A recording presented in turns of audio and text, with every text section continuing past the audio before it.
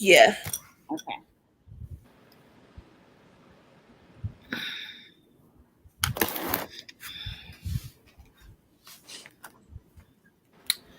Okay.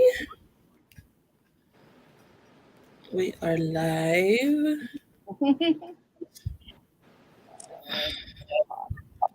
Awesome.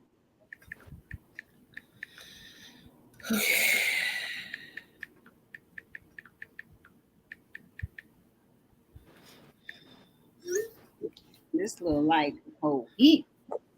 I am super excited about this, about Yeah. today. Mm-hmm. All right. Hold on, just let me finish. Cause y'all know I can't talk and text at the same time. Y'all know she got to start. So give her some time. Maybe I say it. Let us start the show. Oh wait. What? That's what I'm so confused right now. What's happening?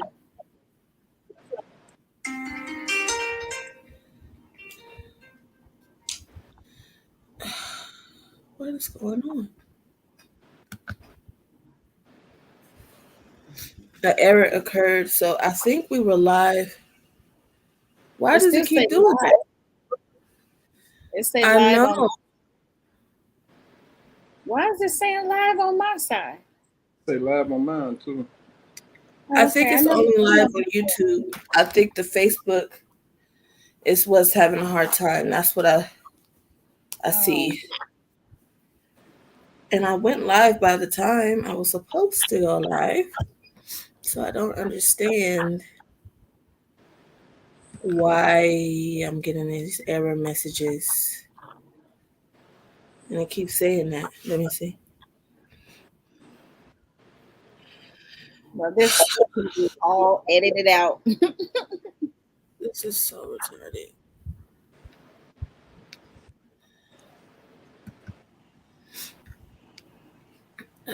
Hold on, guys. I'm sorry. It's Hello. Miss Omika. Hello.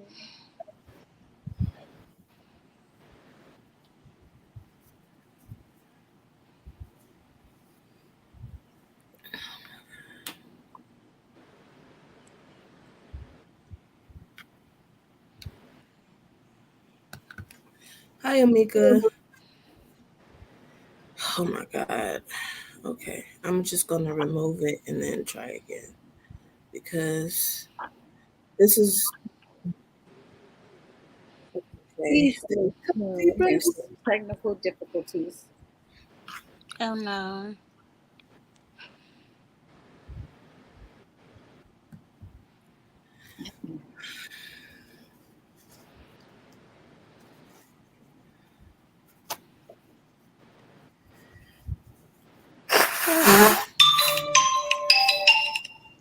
You okay?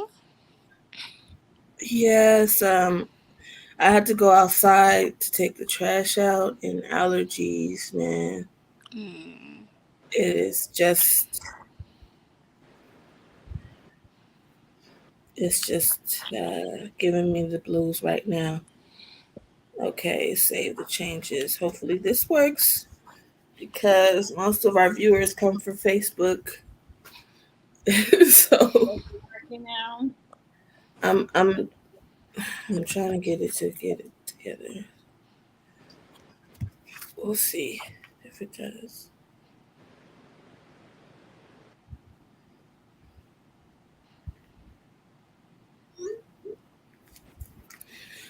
All right. So I do believe it worked. Me doing that. I don't know why it had the technical difficulties it had. So if you're going to watch this on YouTube or if you're going to go back and watch it, those of you who are watching, I don't know, I don't see any viewers on YouTube right now, but we get some people on YouTube. I'm just gonna say, sorry for that technical difficulty right there, and let's move on. Okay, Indeed. let me just double verify that we are actually live on. Facebook before we start because Awesome. not the iPad being dead. What is going on today? It's just like a whole lot of mess. And y'all know my phone is doing what it That want to do. I gotta definitely a lie. right, because all the stuff. You know why? You know why there's so much going on today. I know. Come on, I don't care right now.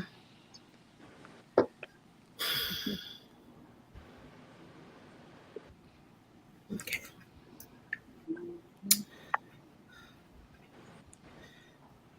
Okay, let me see.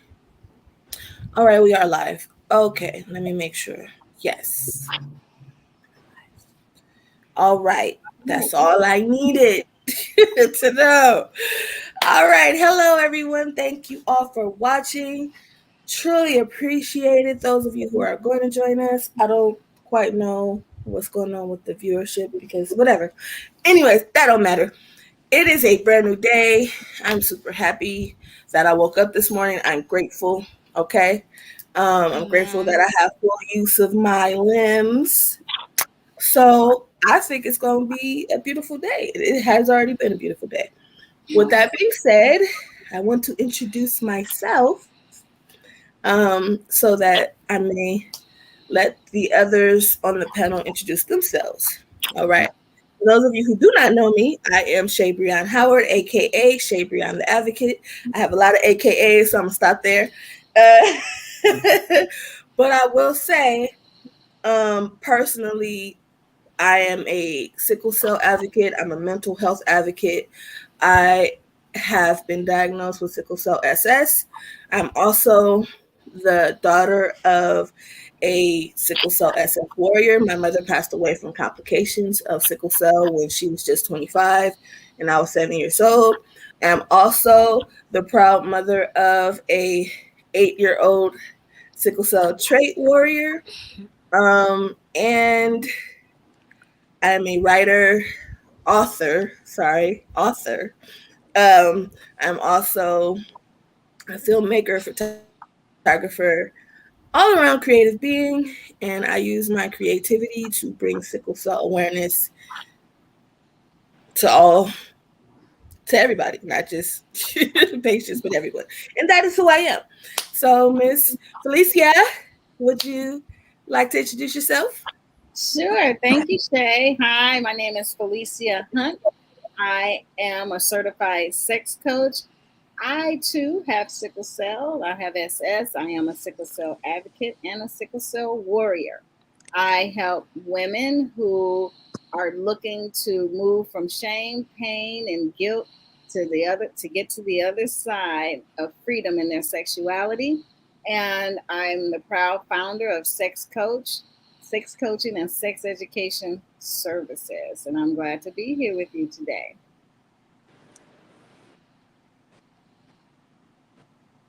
You want me to popcorn it off? Oh, Mika. Okay, I'm Amika. Hi, everyone. I am a sickle cell advocate and a warrior. I have sickle cell SS.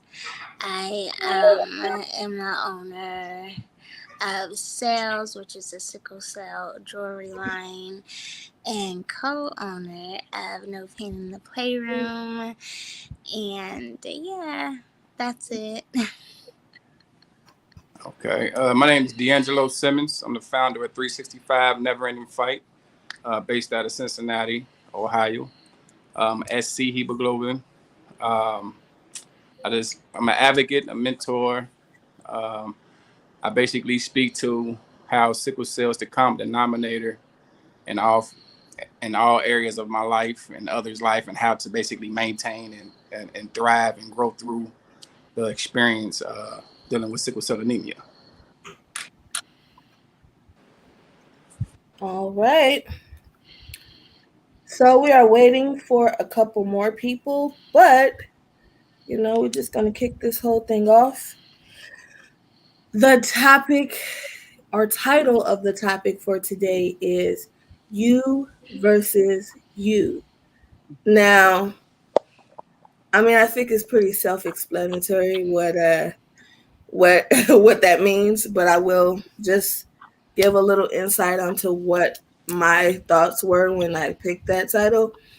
You versus you is there is no one else to hold accountable for your life but you. Okay? You are the person you got to look in the mirror and see. No one else. Ultimately. So you are in charge of your life. And that's where self accountability kicks in, Yes. and how to handle yourself. And just, I think what the purpose of this panel today is for us to think back on a time where maybe we weren't accountable. We were not holding ourselves accountable to things, but also speak about how far we've come and talk about how much that has changed us and our perspective and ultimately our view on our health. And I could say I'm gonna speak for myself when I say my health in general. So, to go from being sick all the time to really, you know, I feel thriving. I feel like I'm in a very different place than I was even earlier this year compared to right now. Hold on, let me let Master in. Okay.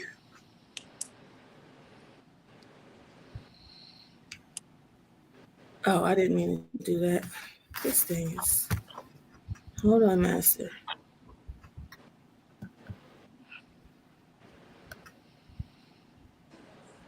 Okay.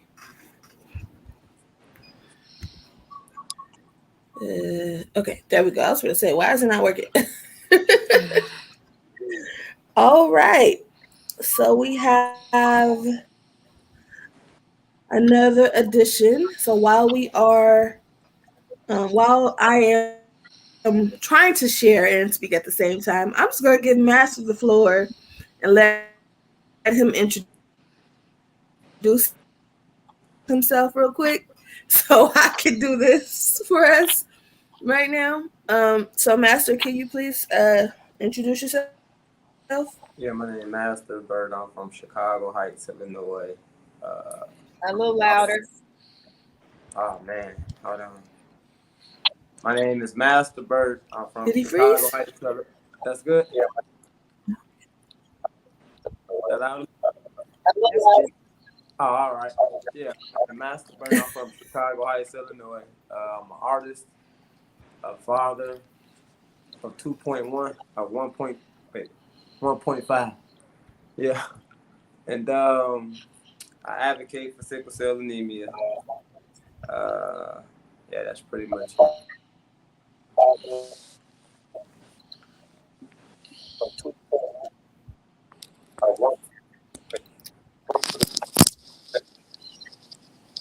So, Is that better? I think we're ready to start this conversation. Y'all ready? Yeah. Yes, it is. Oh, okay, Yes. cool. Yes. Cool, cool, cool. Alrighty. So, when I ask the question, and I'm going to ask this to the audience and to the panel of wonderful people who are here. When I ask the question, what do you do to manage your sickle cell? I'm sorry. Let me rephrase that. What do you do to manage your life with sickle cell? Right. When I ask that question, what is the first thing that comes to your mind? Anyone can answer. The first thing that comes to my mind is staying on top of my vitamins and supplements. That's what comes to Okay. mind. First thing come to my mind is stay out them folks' face. Okay. Got Mm. you. Can you repeat the question for me, please? I I want to can. make sure I understand. Mm-hmm. Okay, what do you do to manage your life with sickle cell? I meditate. I know my. I am aware of my stressors, and I just focus on transferring energy. Like if someone tries to put something negative on me, I give it right back. I don't play, like I don't hold anything. I just make sure I'm feeling well in my body. Like I have to be well all the time. Okay. Master, do you want to answer that? Yeah. First thing that comes to my mind, I live. Like I live, and I live pretty much a, a life where it's like I get rid of anybody at any given time. Like you have to be known almost in this life. Let me Okay. let me. I know I was kind of blunt when I said stay out them folks' face, Yeah. but what I mean by that is I put my health first. I don't let anything interrupt or disturb um, my health. Uh, and if anything tried to interrupt, I know how to move around. I know how to, cleanse my area, remove myself. Um, and once again, stay out them folks' face because that's a whole nother issue. That's all. No, never. Yeah. I take charge of my life. Okay. So, I've been thinking a lot about this question lately, and to manage my life with sickle cell, I think it requires me to be in alignment with every part of myself, meaning my mental, my emotional, my physical, and my spiritual. So when either one of those are out of alignment, um, I'm not okay. And it's just that simple. And I can't very well ignore um, something that I know I need to deal with. Meaning, so perfect example. I'll give an example of what I mean. When I say I can ignore any one of those things, it means when my emotional, especially the emotional, well-being is in jeopardy, I can't ignore it. I can't pretend like, oh, it's not there. Um, I'm going to have a really transparent moment with you all. Some of you may know already. Well, some of you who are here know already, but um, my dad's death anniversary just passed June 20th, and it brings up a lot of emotions. I'll just say it like that. It brings up a lot of negative emotions that I have been processing and um, dealing with for a while. And for me to have been in such an amazing place before June 20th, in alignment with myself, emotionally, mentally, physically, spiritually, everything was just here. And I felt like I was going backwards. So I was angry with myself. I felt disappointed in myself for being emotional. And sometimes that happens, right? Um, and sometimes you don't even realize why. Like I didn't even know June 20th was June 20th until like 6 p.m. that day. Like, and I didn't realize, I'm like, why am I so upset? Why am I so emotional? What is going on with me? Why am I so drained? And Your body remember. It's Yeah. on genetic. It's on not a genetic, but on a cellular level, our body's whole memory. And Yeah. so you wasn't conscious of it, but your body was. You Yeah. know. Yeah. Exactly. So Mm-hmm. again, that was something I knew that I needed to process. I had to go through that, not, oh, I'm gonna be okay and ignore it. Because in order for me to process and truly be okay again, the Shabreon that was just posting, I think a week or two prior, that I'm such a happy place because I truly am. I'm truly at peace. I'm truly happy. So I wasn't the same shape that day. And it was just like, it was blowing my mind, really. But again, it didn't mean that I couldn't get back to that place. So I just couldn't give up on me. Um, and that's, I think, ultimately how I feel about my life with sickle cell.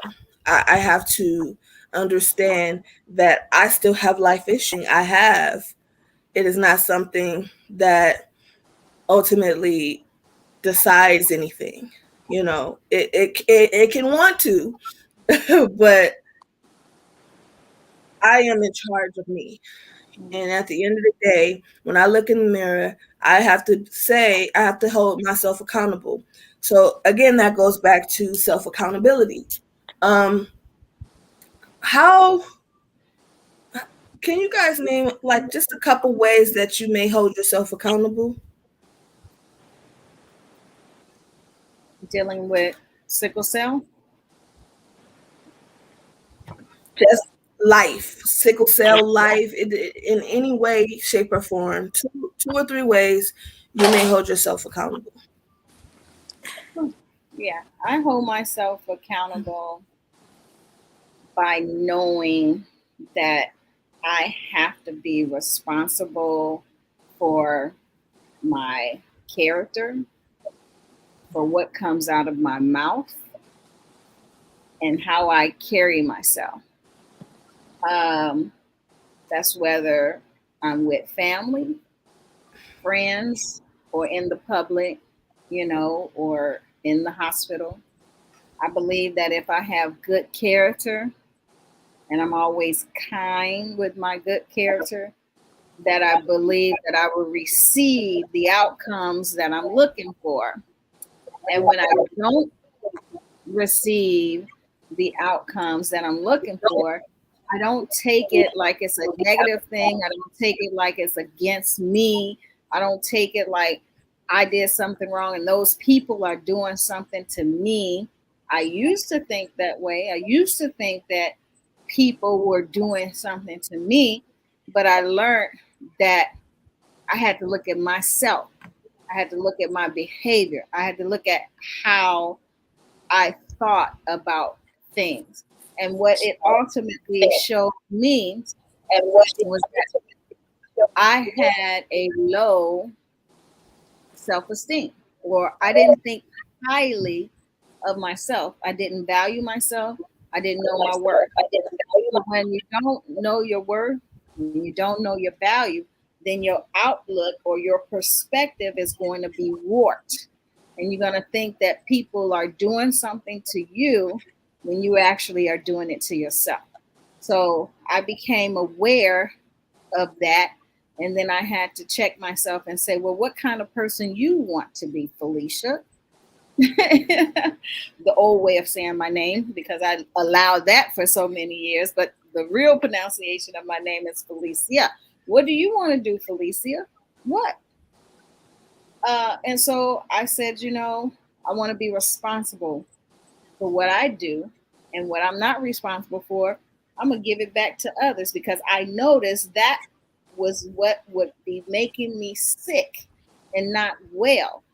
It will cause me to be sick and everybody else going on with their life, and I'm laying up in the hospital sick because I'm carrying stuff that don't belong to me, right? And then I go for help, and then I cause trouble because of my perspective. I'm thinking and feeling bad about myself, and I'm thinking other people don't care. And all I really want is people to care. Well, if you want people to care, then you got to care for yourself so people can care for you. So that means it's going to change your behavior.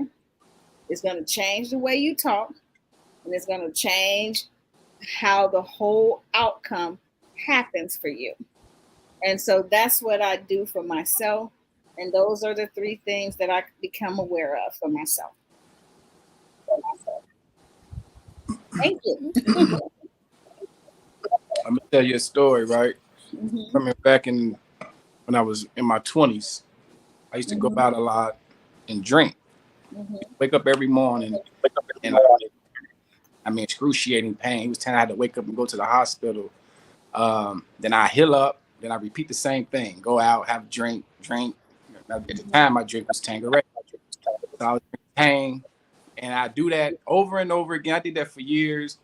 No antibiotic, did it the whole thing. And it was times where I'd be in so much pain. You know, like I said, I had to go to the hospital. So one day I had to wake up. I had to learn my cycle. I had to learn and go out and party 7 days a week. I had to learn when I do have a drink, chase it, right? I had to learn a lot of different things to put to keep me from feeling so bad when I wake up and triggering You're kind of pain. breaking up. I'm sorry. I don't want to cut you off, but I'm breaking up. Yeah, it was good. I think let us mute ourselves when people are talking. I think that might help. Okay. okay. But how I sound now? Sound good? Good. All right. But like I said, it was some adjustments. It was some adjustments that I had to make. You know, even when it came from smoking weed and smoking out of cigarillos and wondering why I keep getting pneumonia. You know, so it was things I had to change in my life so I won't have them same feelings. You know, put me in a hospital for weeks and different things like that. So I had to implement a game plan. You know, and now even to this day at 43, I don't drink as much because of that. Um, and when I do drink, you know, I buy more water than liquor in the club, which is kind of weird because people think you're supposed to be in there drinking. I got a bottle of water. Uh, Even when I do indulge in marijuana, I had to do it in different ways. I had to do it in not smoke out of tobacco products.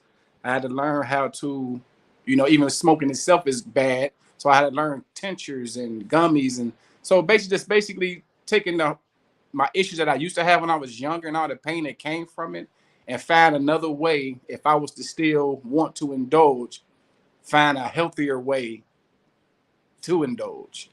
You see what I'm saying? So I just just hold myself accountable, and realize what I didn't want, what I didn't want to feel anymore, and what I didn't want to experience, and made the right changes. So that's one of the ways I kind of maintain myself.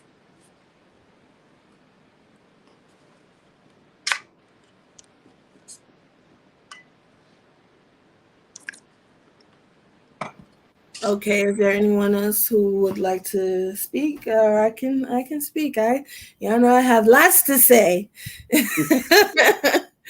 So is there anyone who want to speak right now? If not, I will go and give my, I guess my I'll say, way. Okay, go ahead. um, really, one thing is the self accountability for me is one of the things, well, both of the things that D'Angelo spoke about, which was the drinking and the smoking. Like I had this, like at one point I would do that. I never did it for a long, long period of time, and thank God I didn't. Uh, but it was making me sick. Both of them was making me, like I would have little pains or whatever that would lead up to more pain sometimes. Um, and then I started really like just thinking like how counterproductive it was for me. Um, okay, we got sickle cell, which is a disease that, you know, my oxygen, like when I go to the hospital, my oxygen normal is like 92. So why would I turn around and put smoke in my lungs? You know, like we deal with something that we need to drink so much water. This is just normal. So why would I put something in my body that dehydrates me? So I started thinking of stuff like that. You know what I'm saying? And then also, my biggest thing was people, though. You know, a lot of times family. You know, you really try to do for everybody. You know, having a heart. That kind of stuff be tough. You know, because you see people go through stuff you don't really want them to go through. Care about people, stuff like that. And then you be expecting people to be you if you go through. You know what I'm saying? So I had to really like cut a lot of that out. Um, but really couldn't just cutting anything that brings stress to my life. Like I don't care what it is at this point. I remember my grandfather telling me like, you know, the older you get, the less you start caring about certain stuff. And that's just true. Like people be acting like, oh man, you so nonchalant. Now I'm real passionate about a lot of things. But there's also a lot of things that I could just be like, oh yeah. Like let's say a conversation, we can have a conversation. And I could be real passionate about it. But once I recognize that you're not that smart, yeah, what am I talking to you for still? Like at that point I'm done. Saying, and that's kind of like how I start seeing it. And even if it's a conversation of accountability, it's like once I recognize that you're not willing to take accountability for yourself, and you mad at me because I'm trying to get you just to simply understand where you was probably wrong at. Yep, ain't no point in me talking to you then either. And another thing is that like, you know, you can sense that a guy like again D'Angelo is like we done had a couple conversations, you know what I'm saying? You can see that he got like some principle and morals behind him. So it's like you try to put yourself around people, or even if we was having a conversation, all of us together, right? And he was to be like, yeah, man, you wrong, bro. Then I would later on get off and be like, man, bro, what was I wrong at? Like I might still argue the point and everything, but later on, I might hit him up and be like, yo, man, like where did you feel like I was wrong at? Because I understand that my way not the only way. You know what I'm saying? And I think a lot of times people don't get that, and when we do, think that put us into a place because we'll go so hard trying to prove a point that ain't even. It's like, no, you probably wrong. You know what I'm saying? Instead of just letting it be. So I think a lot of that is kept me. Those are things that I dealt with that would put me into extra, you know, like being upset. I'm upset because I used to really get upset. You know what I'm saying?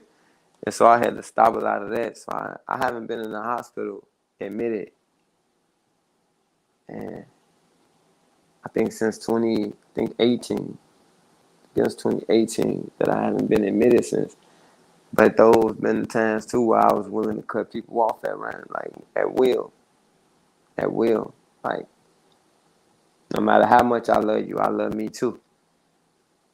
So and then when I did do, you know, hospital stuff, like now what I try to do with my daughter more than anything is teaching her the accountability of being proactive in the hospital. You know what I'm saying? I see a lot of times that a lot of people not doing that. You know, everybody want to blame the doctor for something, but never know. I rarely hear people blame themselves for things. So that's me.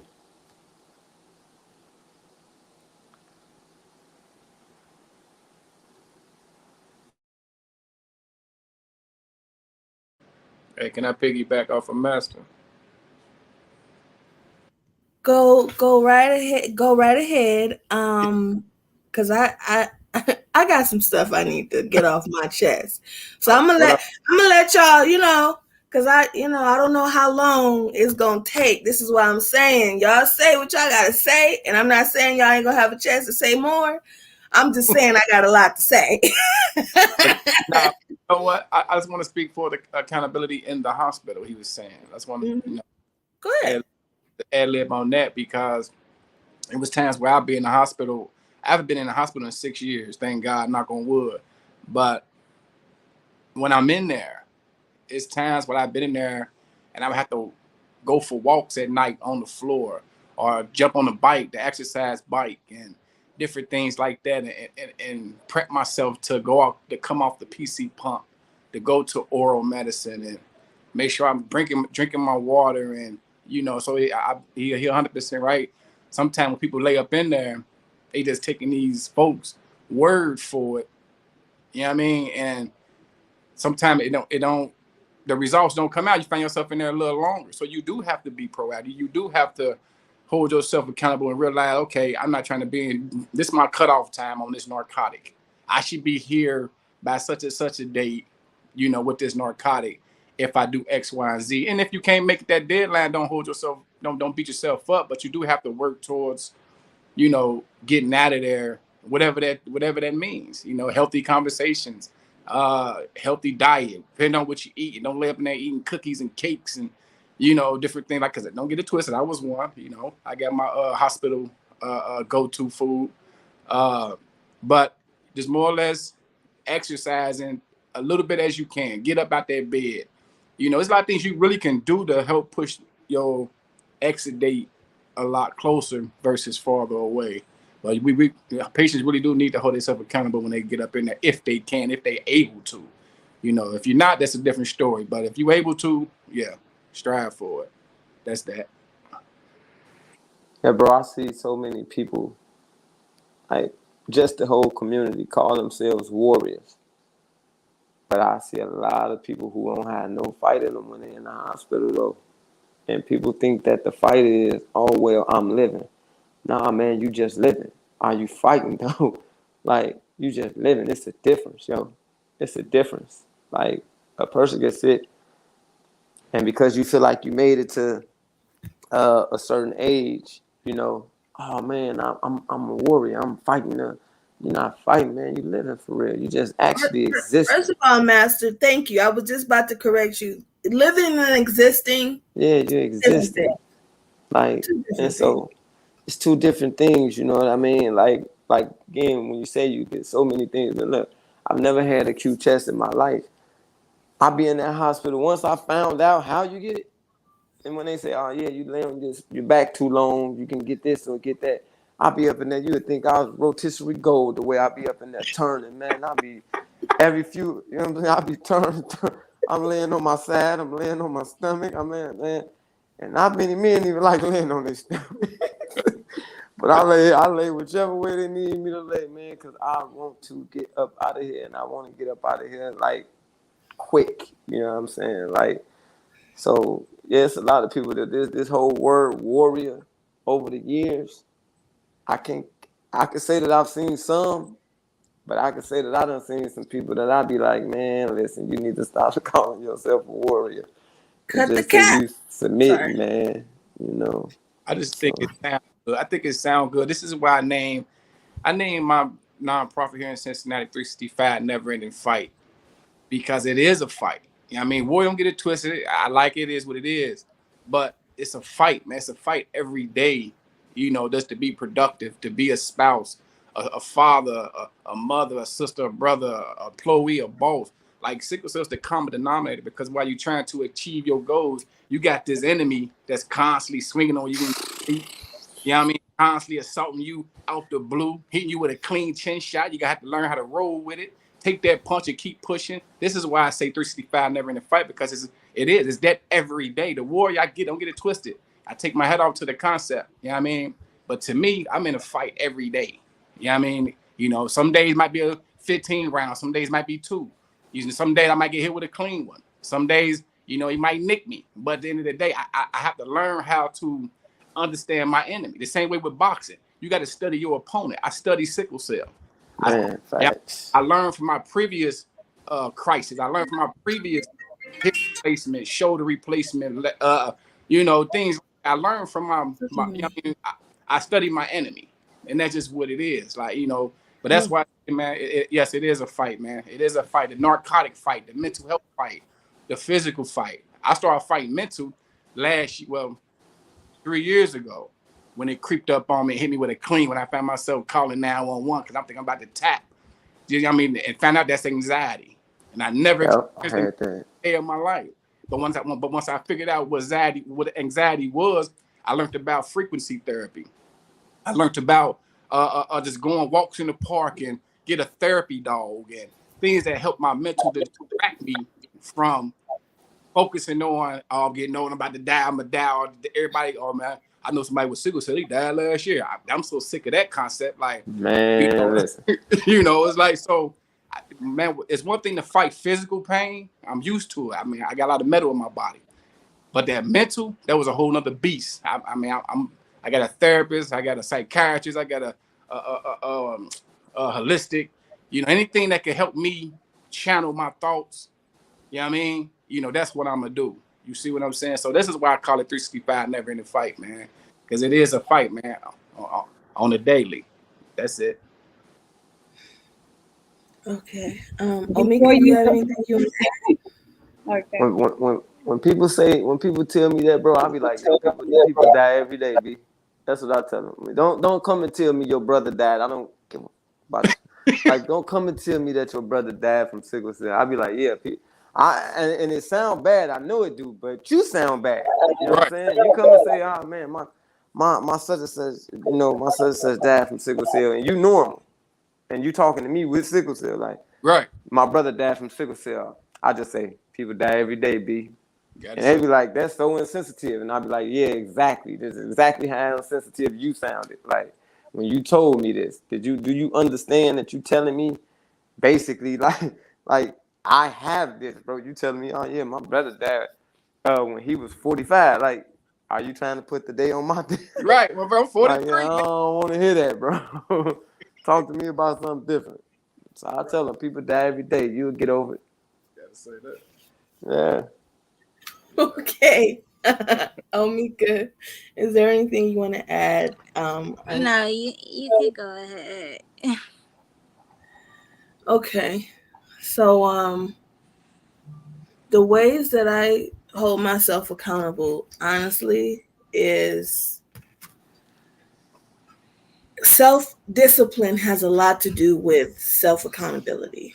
Um, and I think a lot of you all were speaking about self-discipline, holding yourself, knowing things that work and don't work, and not doing the things that hurt you. That's discipline to say.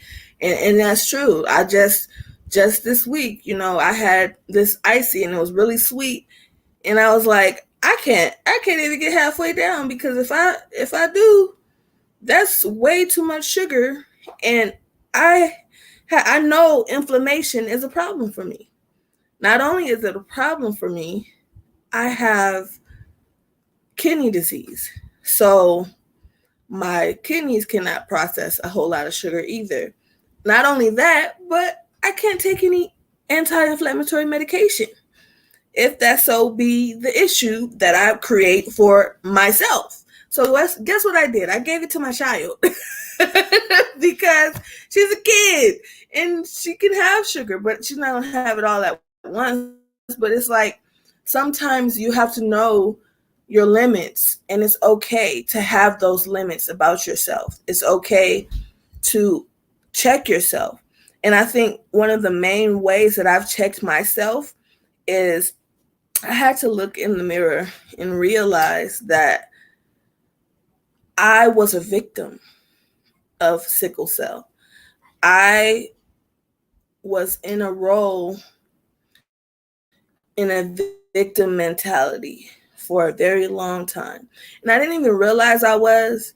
And once I realized it, I had to check myself. I had to look in the mirror and say, I am no one's victim, not even sickle cells. I had to look and realize I'm not going to just exist in this life. I'm going to live.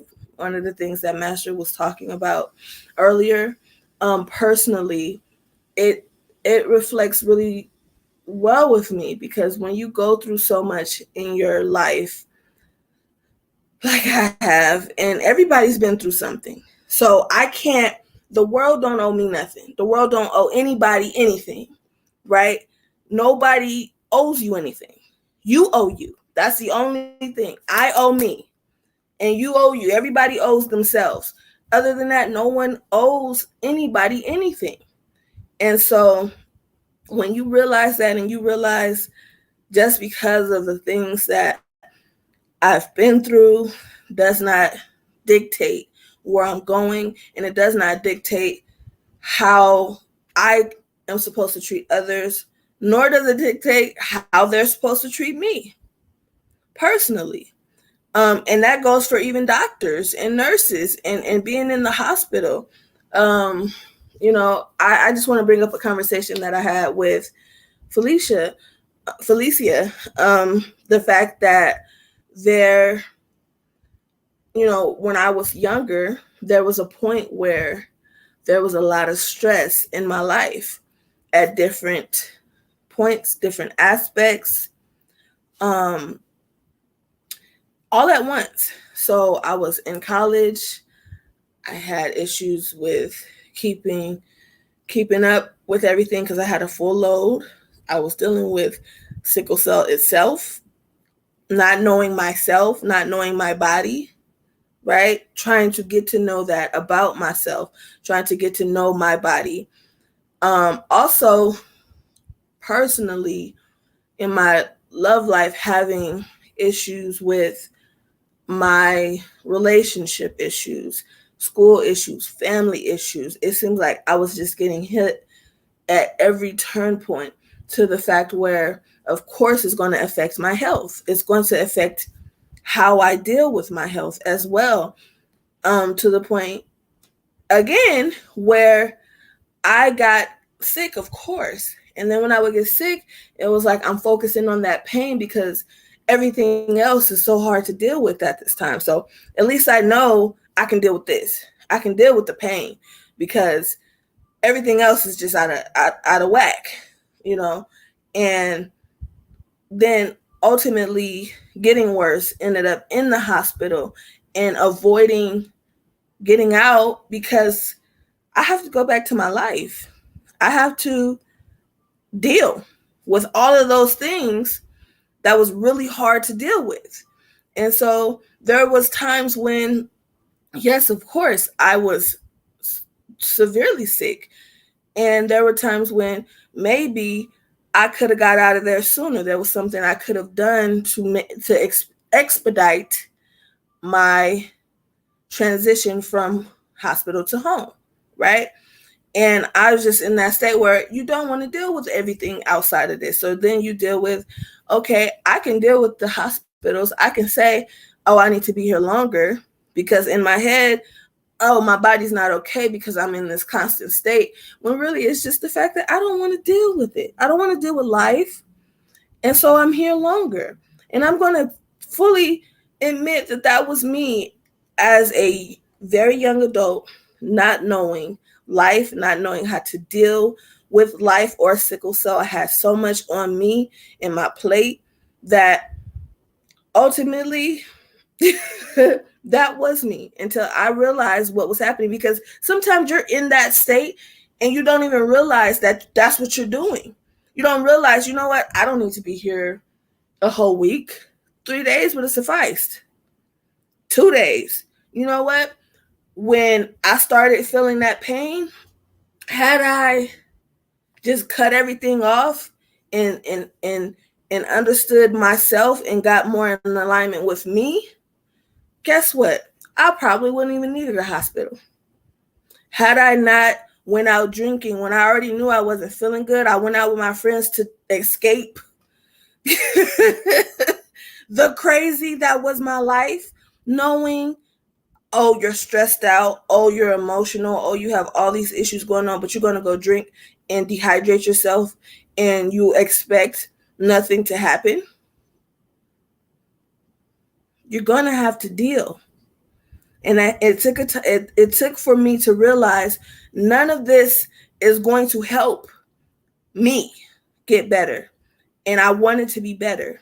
So in order for me to understand that, I had to take a look in the mirror and see me.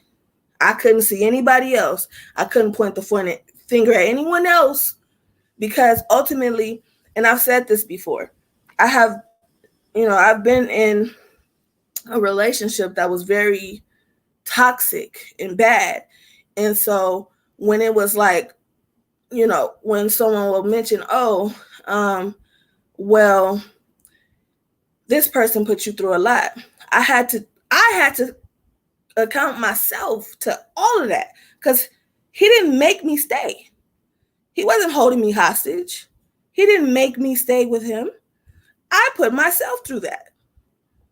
Everybody has to hold things accountable for things, you know, even if you don't want to face it truthfully and honestly.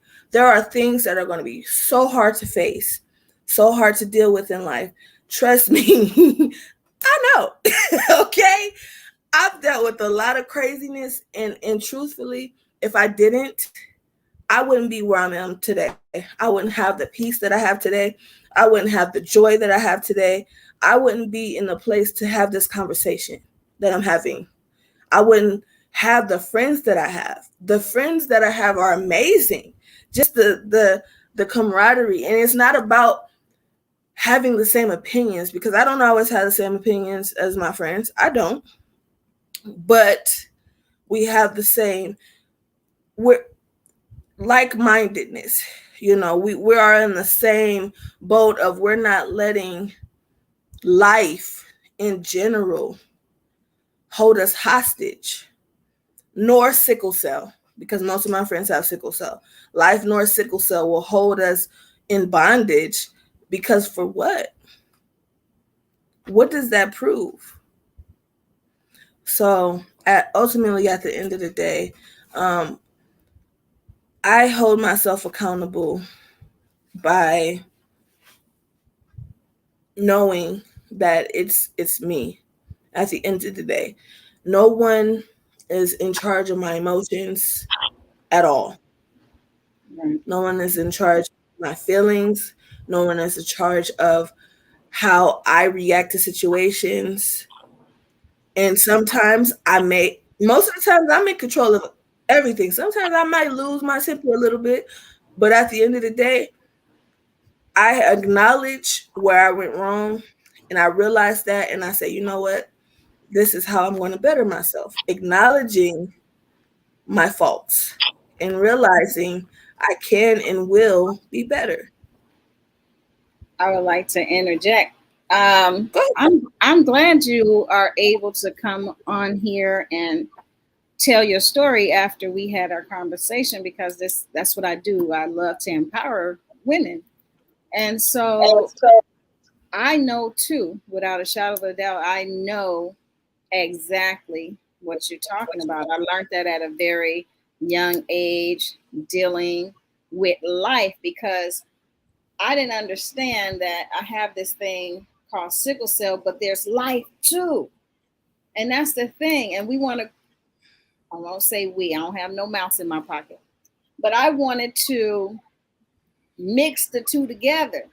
And so when I was going through the pains of life, which triggered the pains of sickle cell, then I put all the pains together and I was in the hospital. And so when they say you in pain, I say yes. I said yes to all the pain. Okay.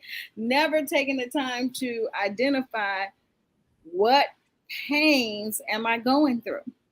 And so when I'm able to dissect and think back and say, now what caused this? Because I had to train my family.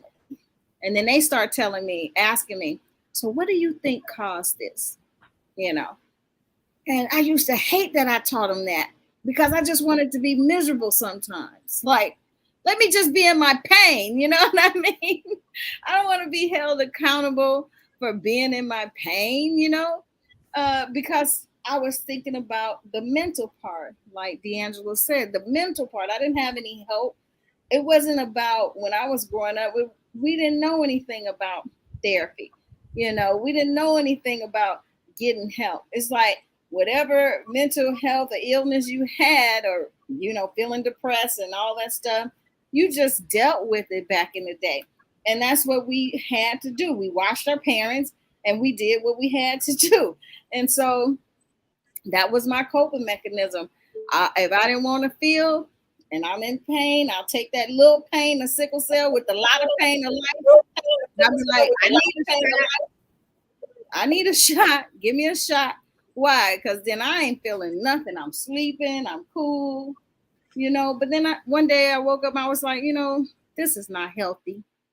This is not healthy, Felicia. You can't keep coming in and out of the hospital because life gets you down, because you worry, then you cause a trigger, and then you're not taking care of yourself, you're not hydrating, you're trying to run around and be quote unquote normal, and I want to show you and I want to prove to you that I can do this and I can. No, I can't. I need to accept what I can do, be happy with what I can do, and if I have friends or significant others that can't understand that there's certain things I just cannot do, then you're going to have to be okay with that, because the route you're going, you are sending yourself to an early grave, and you're not realizing. So once I come to that decision, I know how to meditate pain away. I know how to breathe pain away. I know how to think pain away. I have tuned into my body to know how to do that. And when somebody tell me I can't do that, we all different. That means that you don't want to slow down enough.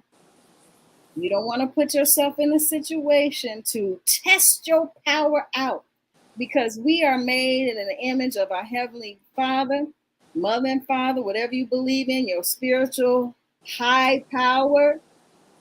We are made in the image of that. That is in us. We can tap into that. We can heal ourselves if we just take the time out, slow it down a little bit. That's how I hold myself accountable. It's like I start, oh, where's this coming from?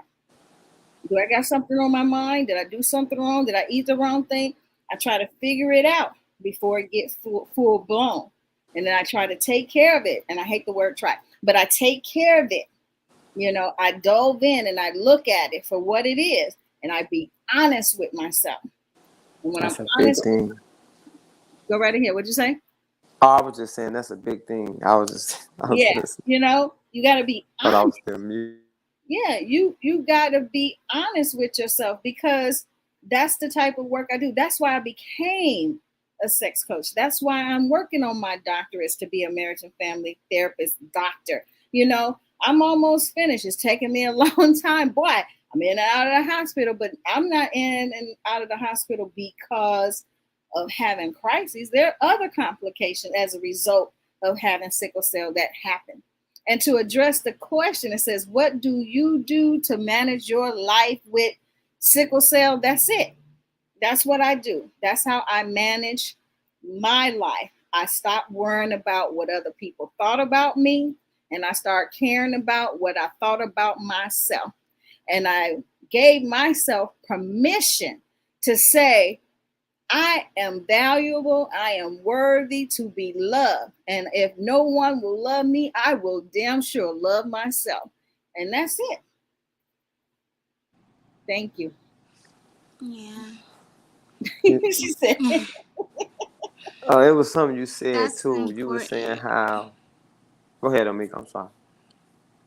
I was going to say it's important to know that you can do the breath work and you can just slow down and, breathe, and it'll help you out. Like, I talk to people and they say, oh, I can't do that. And I'm like, well, do you have like a heating pad? And they're like, oh no, I don't have a heating pad. Like, that's not going to work for me. I'm like, but have you tried it? Like, I give people other alternatives to do things, and when they're just like, oh, I can't, I'm just like, they don't want, they I don't don't want, they don't want. I don't know what to tell you. Yeah, that's all. I just want to say something real quick. Personally, I used to think that it was me versus the world. Um, but I realize now that it's, again, going back to the title, me versus me.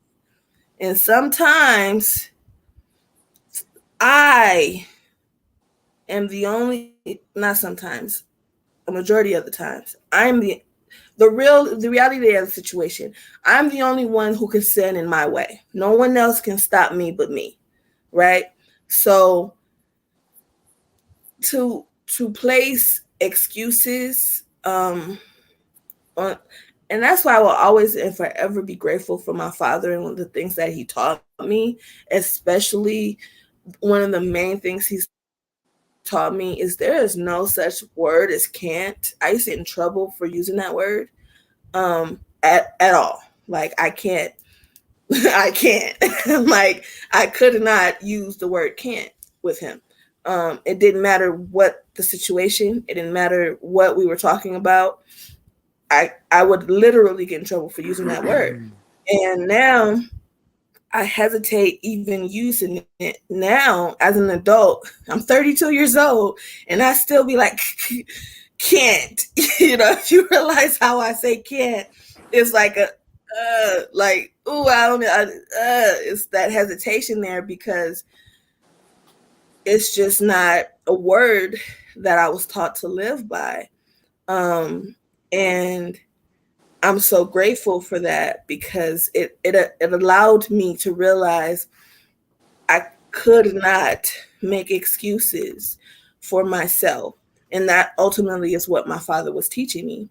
He was teaching me there you can make 100 excuses for why you can't do something.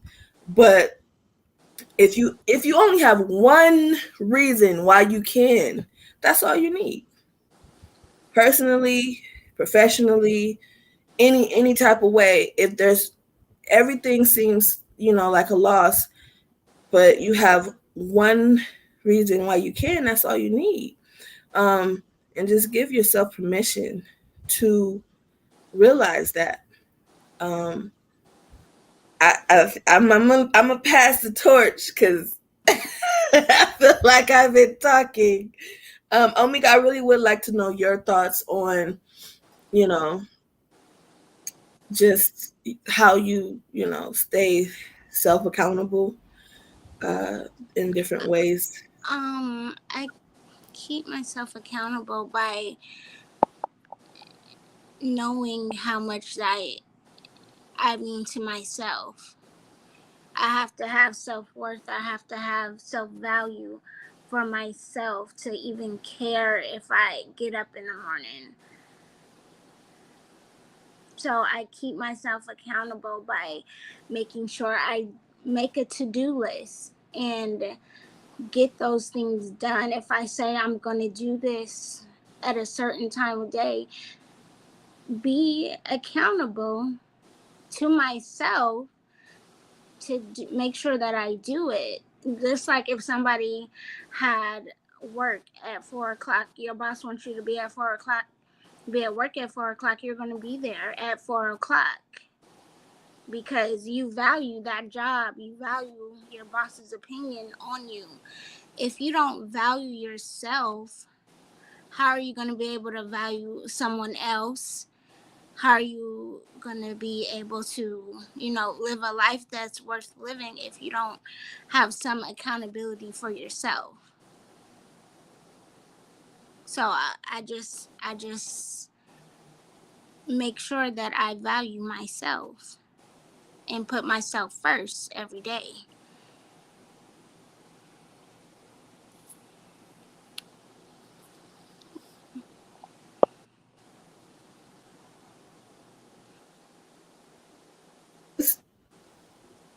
This whole unmute thing be killing me. It don't want to unmute when it's. Master has something to say. Oh, Yeah. okay. I was just. Yeah, Go I ahead. was gonna speak on really one thing that you had said and one thing that Shay has said. One thing that Shay had said was when she was saying how like, the relationship like the relationships that we like get in, like at some point you have to realize that, this person didn't do this to you. You allowed this to be done to you, you know. But the part that was that we need to also add to that is what's so wrong with me or what's going on with me up here that allowed me to allow that to happen to me. You know what I mean? Like I had a relationship where, you know, a person talked to me crazy for like, she used to talk crazy. And, like later on, once I did get out of that situation, it was like, what was so wrong with me that I really allowed this? Like, I must have been out of my mind to allow something that I would let this person say that I would never allow no other person, like even family, nothing to say to me. Like, and so I had to really sit in, with self for a while. And then that's back to what Felicia said, and just be honest with myself, and then call people who's willing to be honest with me. Because a lot of times we choose the yes men because they easier. You know what I mean? Even the victim role, being the victim is easier. And it's also it makes you feel good. It makes you feel like you loved and all of that type of stuff. But being accountable is harder. Come on with So it. a lot Yes. of people don't want that part.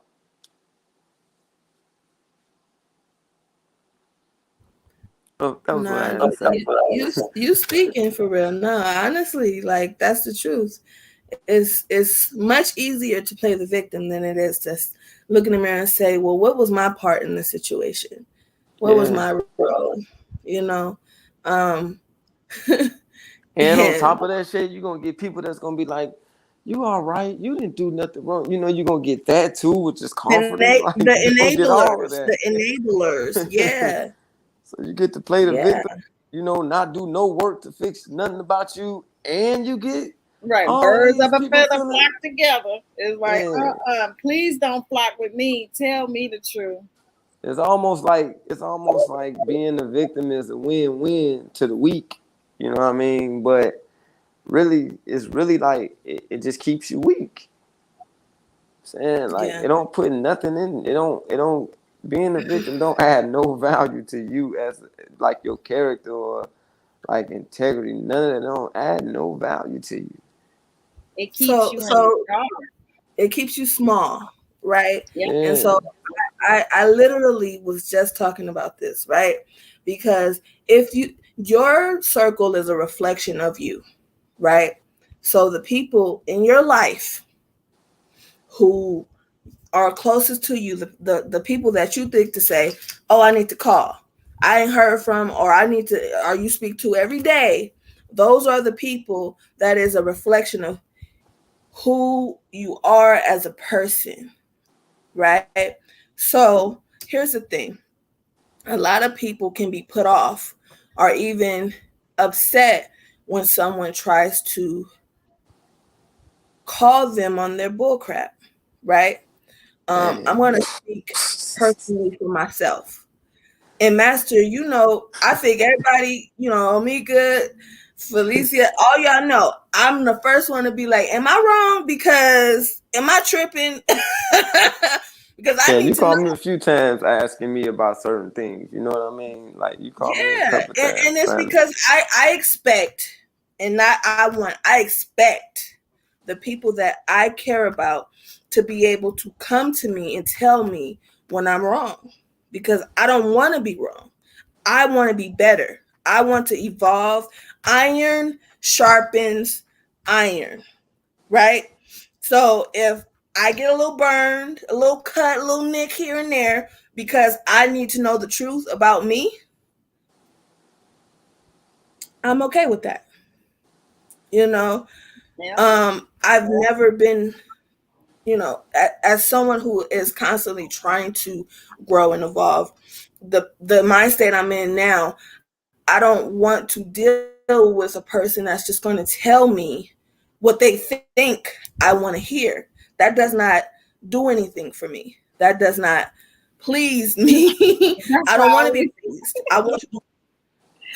I want to be changed into who I'm supposed to be. And I yeah. can't do that if people can't tell me, Shabreon, hey, now, all right, because Yeah, you I need to know chill you out. want to do better, Shay. And That's why I I ultimately, always say, you know me. I said, if you come to me, you know me. I prepare you. We're gonna go Yeah. through the fire. I prepare you. I'll be like, you sure you want to come for my help? I ask her. I be asking her. I be like, so you want the raw, or you want me to give you the easy way, or do you want me to give you the real answer? And I Yeah, always, what do I always say? I always say, give it to me straight up, yeah, give it no to you straight chasing. up. So, and I'm Because harsh. and most people are put off by that, and I understand. I can understand, and that's right there. That's how I understand. Like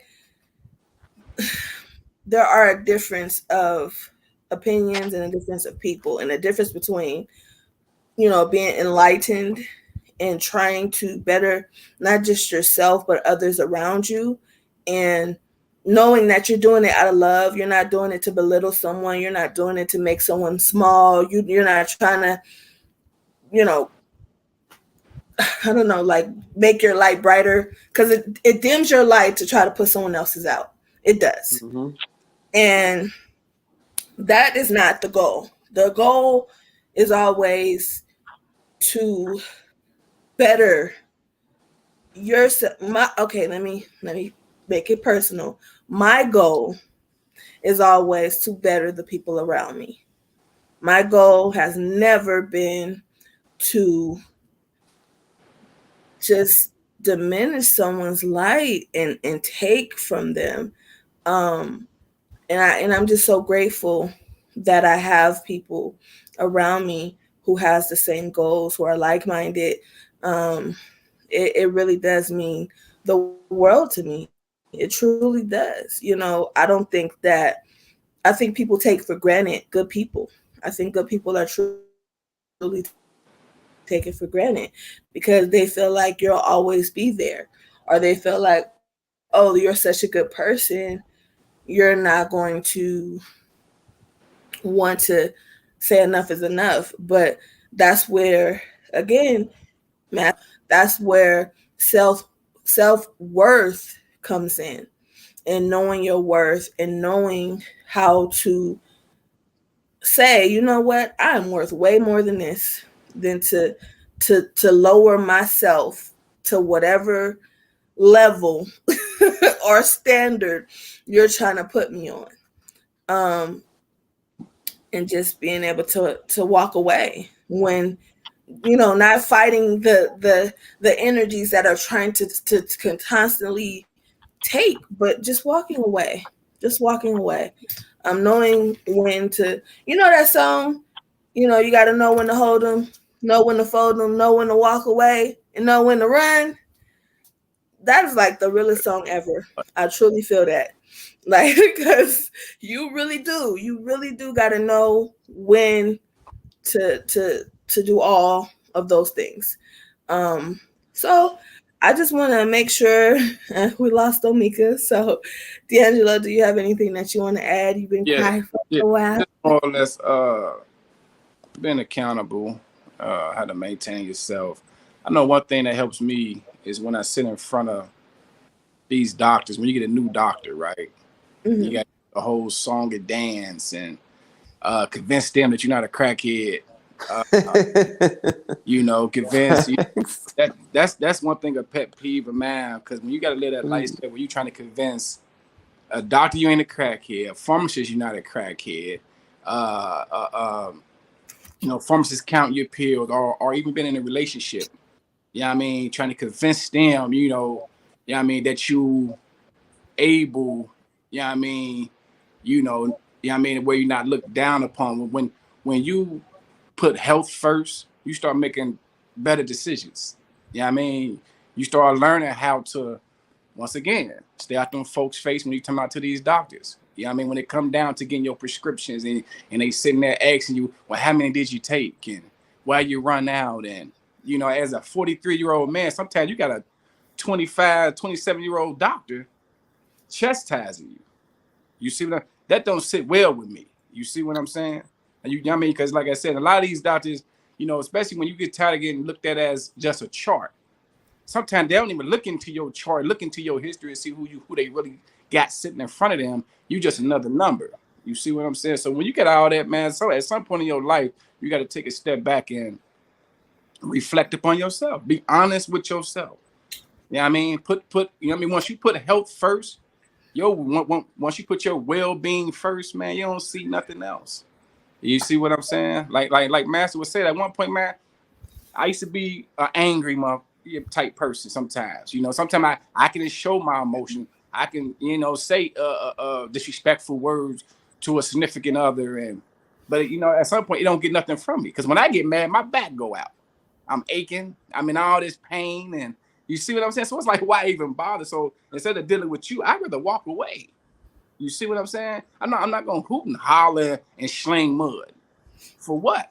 At some point, we get old enough to be accountable. What come out our tongue? What come out our mouth? You see what I'm saying? We can't just keep excuses. And this might rub some people the wrong way, but in the relationship, when you get some women, oh, I'm on my period. This is why I'm mad. This is why I say what I say. I'm in pain 90% of the time, but yet you got a visitor once a month and you lose your cool.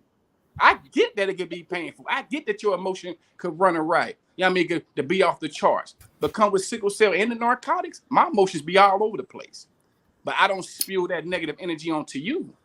Now, so it's like it's just about being held accountable of your situation. Know what you battle. Know your limitations. You know what I mean? So once you have an understanding of that, hey, life could be so much simpler. Much better.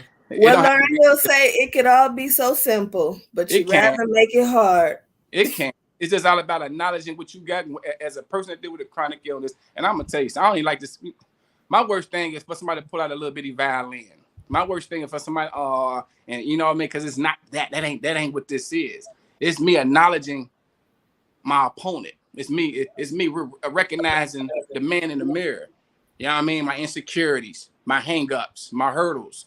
You know what I mean? I had no problem acknowledging, you know what I mean, my shortcomings and things that I struggle with. You know what I mean? Because the first thing, once I acknowledge it, I learn how to get around it and learn how to, you know what I mean, deal with it and try to get better. You see what I'm saying? But once I put health first, man, I don't see nothing else, man.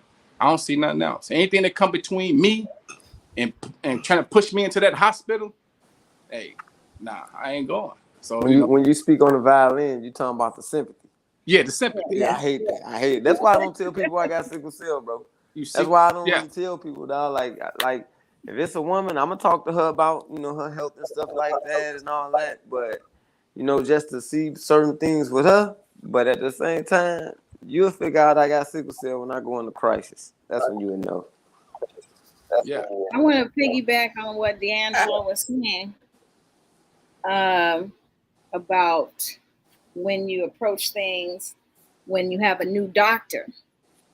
And, with the healthcare system I'm a part of, it's a research hospital and the doctors get changed out all the time. They come in and do their internship and then they out after a few months. And what I found, even like going to the emergency room, things changes. And so you get different doctors all the time. And that was one of my problems. The last time I went to the hospital, I had several things wrong with me at once. And the nurse just want to pick out what she wanted to do with me. And I was trying to tell her, you can't do that. You need to order blood work. That's the only way the doctor is really going to know what's going on with me. Well, she refused to order the blood work. Like D'Angelo say, at some point you just walk away. You don't argue with people because I will be sicker and I'll be wasting some energy on some ignorant person. So I didn't argue. I just said, I'll wait till I see the doctor, the ER doctor, and I'll let them know what their staff did not do. And that's what I did. I was like, I'm not going to upset myself. I'm going to let her sit with that energy. And then I'm going to get what I need to get anyway. And I told the doctor and the doctor ordered it. It wasted time because I could have had the blood work done before, everything else, so I had to wait again for them to get blood and then go into whatever else needed to be followed up with, but they don't understand that that's risky dealing with a person with sickle cell. You got somebody's life in your hands when you don't do the right thing and you think you have all the time. That lets me know you have no idea that sickle cell is high risk. And that's why sometimes I go in letting them know, according to the NIH, sickle cell is high risk. Look it up. You can find out what number. We're number 2 after cancer. Like we're up there. Like, okay, so you can't ignore me, you know. But if they don't want to listen, I just buy my time and I wait till the right one come that will listen because I'm gonna get I deserve to have the proper care. I shouldn't have to scream and holler. I shouldn't have to hoop and holler. I shouldn't have to jump through hoops.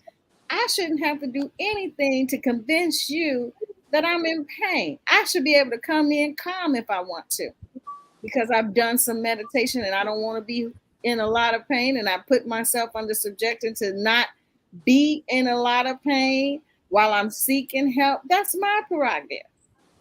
Like, you cannot judge me by just looking at me. And if you do, shame on you. You know, I used to think if I cry louder, I would get more help. Let me cry louder. Let me do this to convince them. I'm going to convince them that I'm in pain. I'm really in pain. They don't care. They got a job to do and they're going to do it in their own time. I had to learn that. So it's like, I'm not going to, extend myself or extend, my energy. I'm not going to exhaust my energy on trying to get help. I deserve it. I deserve the type of health care, the proper health care that anybody else do. I had a conversation with a doctor. I was dating this guy at a time and he was very concerned and he wanted me to go see his doctor. He paid for it and everything. And we were me and the doctor was having a conversation in front of the guy that I was dating because he really wanted to understand. And his particular doctor used to see patients in Detroit. And when I got to the part about it's a stigma around sickle cell because people think sickle cell is a Black disease. And you know what we go through in these United States with racism. And so that's what it really is. When we go to the doctor, is these racist people who are judging us. They have biases towards us just because of the color of our skin. We have to address the issue. And so the doctor says she's right to the guy I was dating. She's right, he said. The idea of what is happening is we look at this is the doctor. He said, we look at the chart. And if we find out that the patient is a low-level patient, they don't have, much education and they're not doing anything with their lives, then we automatically think that, they're drug seekers. But if they come in and they're doing something with their life, have education, and, showing that they're doing something with their life, they tend to give them better care. I said, wait a minute, wait. Do you think that's fair? I said, because I've been on both sides of the fence. I said, I've been where I had low education, just a high school degree. I said, but now I have my master's degree. I'm on the side of education. So you mean to tell me because I have my master's now, you're going to treat me, I'm going to get better treatment now because I have a master? You mean people got to get a master's to get better? That don't make sense. That don't make sense to me. People are people, and we deserve the best health care that we deserve. It's crazy. He admitted that. Okay, hold on. Before you, okay. I just want to acknowledge that Demetrius is here. He's been here for a minute. I don't know if he's muted because he's just listening, or if he would like to introduce himself and add to the conversation. So just give him the floor for a second and see which one. Do what it do, family. Hey, I'm in traffic, so I'm not gonna have the camera on. But I am going to talk with y'all. I'm downtown Orlando traffic, so I ain't going to be looking. I'm going to turn the camera off. Okay. All right. Yeah, so hey, blessings, man. Thank you so much for having me. Good to see all my beautiful soldiers on here. And I hope everybody's doing well, living well, and taking care of themselves to the best of their abilities. And yeah, thank you so much, Miss Shabreon. It's big love. You know how we rocking. Of course. All What right. we talk- Oh, my name is Demetrius. I'm sorry. Let me introduce myself properly. I'm Demetrius Wyatt, also known as AR the Prophet. 34-year-old SS warrior, soldier. Soldier strong is what my SS stands for. But yeah, been battling with sickle cell my whole life, like most of you all, like everybody that's been with sickle cell. I found out when I was 3 months. Hand foot syndrome. Born in 1987, Midwest Wales, Des Moines, Iowa is where I came from. I was really like the only black person that ever had sickle cell coming up as a pediatric child. Where I'm from, small town in Iowa, it's the capital city, but it ain't too many people that had sickle cell in my city. So yeah, I had a battle with priapism, um, battle with priapism, and yeah, I'm an artist, a chef, entrepreneur. Okay, welcome. Thank you for joining. That's wonderful. Nice to meet you. So, just to catch you up just a little bit before we go on, I know we were having a conversation and not taking from that. D'Angelo, I acknowledge you. I just want to kind of catch him up so that he can give his account to how, when I asked the question, how do you manage your life with sickle cell? What is the first thing that comes to your mind, Demetrius? Pray for real. My life being based on a lot of prayer and just trusting what I pray, and really just trusting myself now. A lot more. That's what I think about when I hear how do I take care of myself, man. I pray and then I do what I can best of my ability. And I also research. Been the main thing for me in my sickle cell journey. I feel like I always talk about being your own doctor. And I really just believe that when it comes to us as sickle cell patients, I jumped on the line and I heard, how much we go through when it comes to being in the hospital and dealing with the ER and all of that.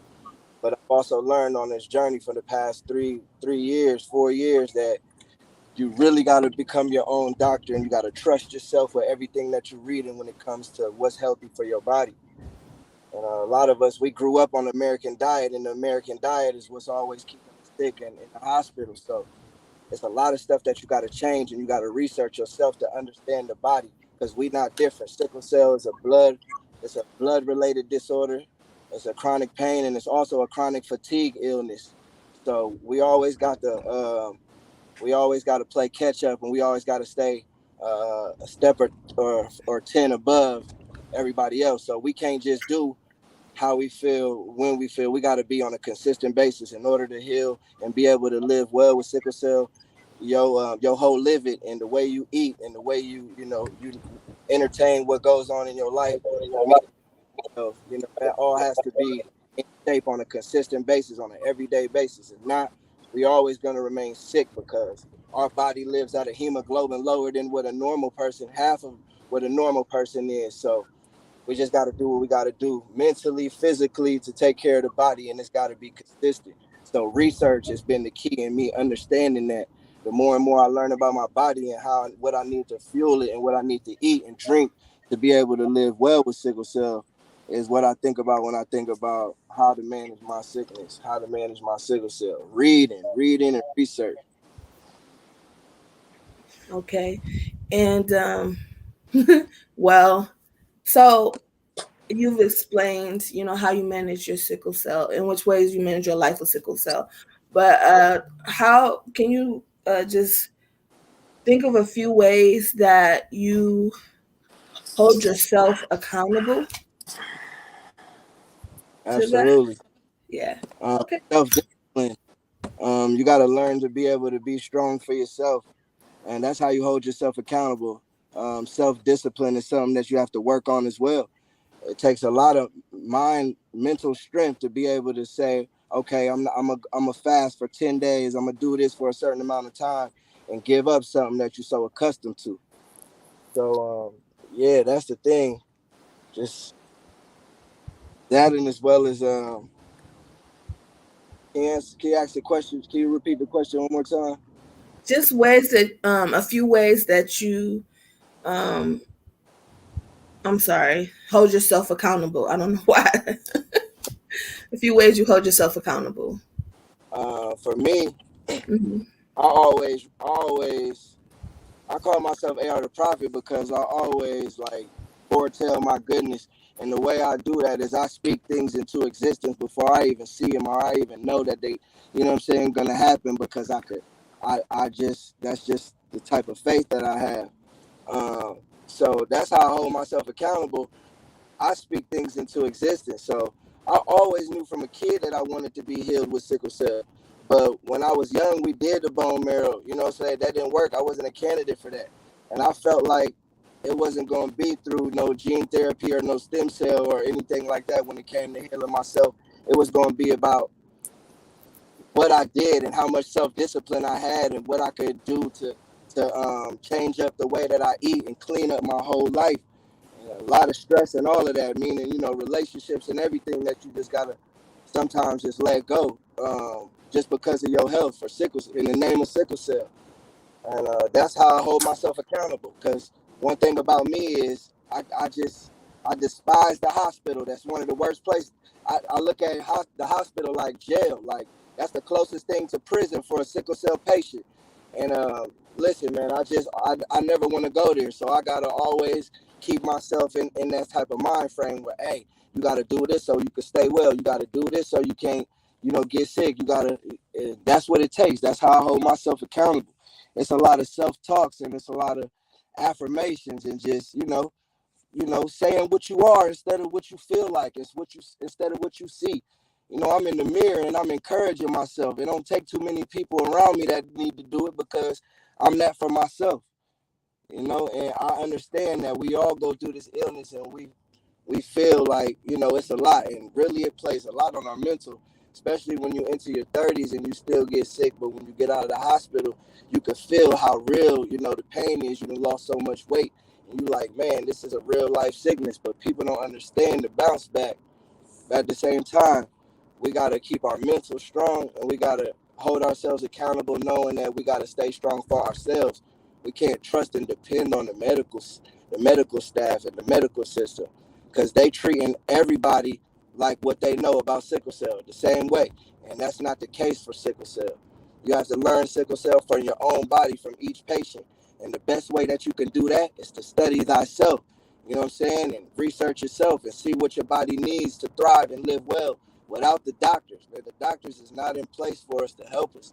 And I don't mean to sound so cruel and so rude. It's a lot of great doctors out here, but it's business for them.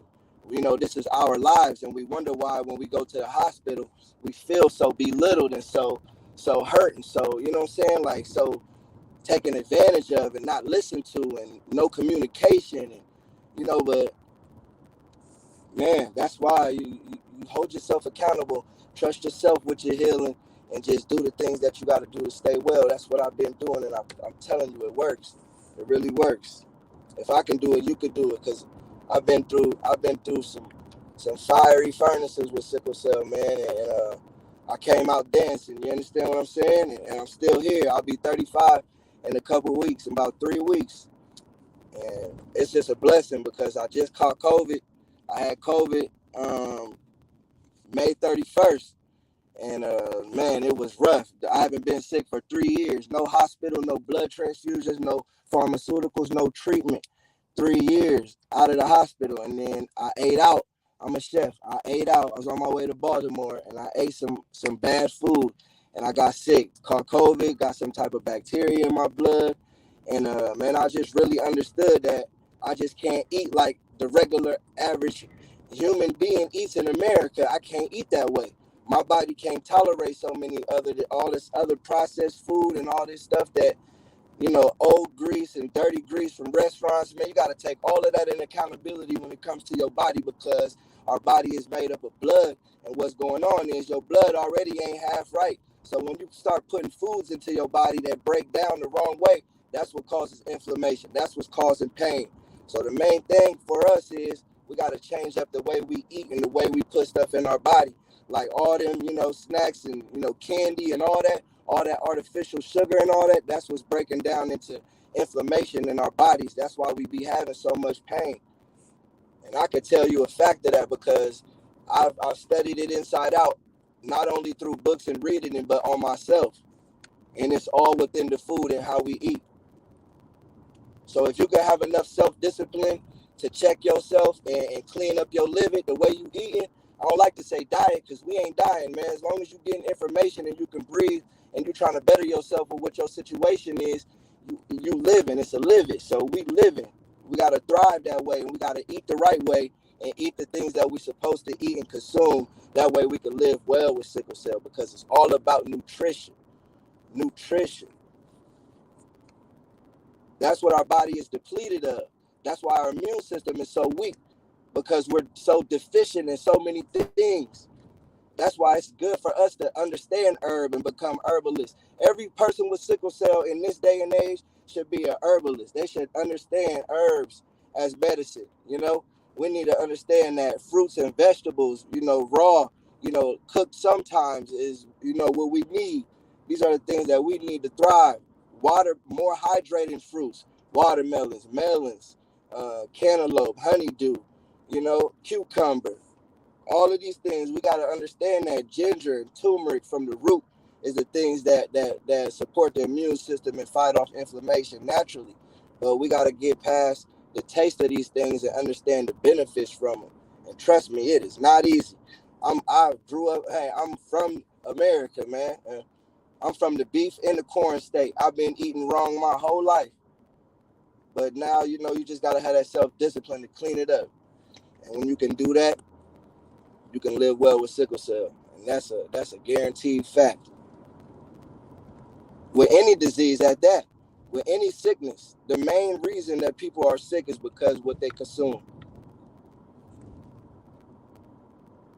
I would just want to add to that, consume in any form. So food, drinks, people, all of it. Okay. It all can be bad for you if you have to be careful on what you put in, near, around your body. So I definitely agree. Um, okay, D'Angelo, do you still have anything you would like to say? Yeah, I'm trying to think what the topic where we was No, nah, I just was talking about the doctors. okay, nah, no, okay, you talking about force having force them treating you due to your background, education status, or the type of positive thing that you do outside the cell. Or but I know the last time we did a video, I made a comment to where one time I wanted to bring my resume to a doctor's appointment because I knew they couldn't separate the chart from the man. Like, you see what I'm saying? They couldn't separate uh, things that they force your opiate intake, or things like that. Because at one point in time, my opiate intake was very high. Over the years, maybe 10 plus years ago, before I started making certain decisions and realizing the side effects of opiates and realizing how opiates put your body to sleep and trigger depression and actually trigger pain episodes. So, once I did the research on that and learned the game and for the opiate game, and I realized it. So I pride myself on the amount of intake, the amount of pain medicine I take to this day, which is very, very, very, very small. But at some point I did want to come at one because I know they do judge you. You are being judged when you walk into these places. They sizing you up. They listen to how you speak, how you present yourself, what's coming out your mouth. If do they think you educated? You see what I'm saying? Or or is you a full-time patient? Now you a full-time patient, then they deal with you accordingly. You see what I'm saying? Now you're getting a whole nother side of disrespect. All of it could be all of it is disrespect, but if you're a full-time patient, I really feel, I really sympathize uh with the sickle cell patient that is a full-time patient. And I know that's an uphill battle because we get turned out young on narcotics. We get turned out real young. As kids right now in children's hospital getting fentanyl up their nose. You know what I mean? At 6 years old. So, we get turned out early, man. So, I just had to take accountability, for us that and realizing once again, stay out them folks' face. But I think some people should take a resume. And I don't know how good it would help, but and sometimes it was like I'm more than just this chart, bro. Like, I mean, I do a lot of stuff. I mean, I'm very busy. Are you looking at is my last hospital stay? I mean, my last opiate prescription. You see what I'm saying? But that's the game that I learned how to play is to stay out them folks' face and take charge of my life, I mean, dealing with sickle cell, in every shape or form of it. So that's what it is. Absolutely. I'm going to keep saying it until somebody figures, okay, listen, maybe she got a point. I'm going to keep saying this. I feel like these doctors need to huddle up. The pediatricians and the adult care doctors huddle up because it's a miscommunication somewhere and it's not between the patients, because you have one set of doctors or medical teams teaching you one thing, as a child saying, oh, you need this medication and giving you all of these meds and saying, oh, you need to know these things about yourself. But some of the things that they're saying, of course, is right. You do need to know about yourself. You do need to know what type of medications you take. I just feel like they need to have a meeting. I don't think that they're meeting, at some point. Why don't y'all in adult care understand that this is only what we have been taught? We've had this illness. We don't just get it when we're adults. It don't just pop up. We've had this our entire lives. We've been, for the most part, in and out of the hospital for our entire lives. So at what point do you say, oh, this may not be the fault of all these patients. Maybe we need to have a conversation with the pediatricians because we're not understanding the disconnect. Why are we not getting it? Like, what's happening here? The continued care. Yeah. And I fully believe there cannot be a communication between them. I'm sure there are hospitals that do sometimes, but just for the fact that I lived in California my entire life. I just moved out here to El Paso 4 years ago. And the same issues that I had in California, I have in Texas.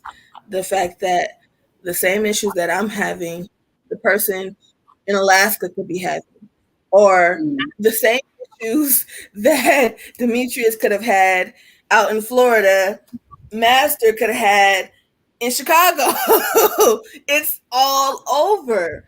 And it's like, at what point, not just the patients accountable, but it's like everybody needs to hold themselves accountable. And that's exactly what I'm talking about and what I mean. It's not always them. It's not. And ultimately, you got, what am I doing? Because I know for myself, I have to hold myself accountable and say, hey, now I know I have a blood exchange I need to be preparing for soon, right? So I'm like,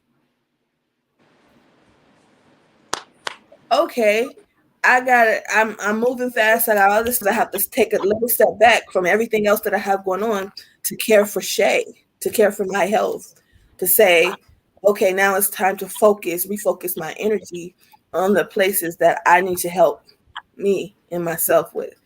Um, so I mean, ultimately, the choice is up to everybody. It's all on that specific person. No one is trying to force anybody's views on anything. We can only talk about what our experiences from our perspective in our lives. But obviously, we own to something because I don't see it. Honestly, if I didn't have to go in for my blood exchanges, I wouldn't be in the hospital as much as I go. And I haven't taken a full like pain pill and I don't know how long. I like over a month ago. It's been a while. It's almost going to come up on 2 months in a minute. And the half pills have been like few and far between. I don't do it every day. And ultimately I got to a place where I was having chronic pain and always feeling like, oh my goodness, I'm going to trigger a crisis because this pain is going to escalate. But I had to realize, okay, what can I do to prevent that? And once I found the things that help me prevent that, I'm living so much better now. I have so much more energy. I feel so much more full of life. And even if I have to pay for it out of my pocket, I do that. Even if it's my last, okay? I'm going to get my vitamin infusion shots. I don't care. I don't care because why?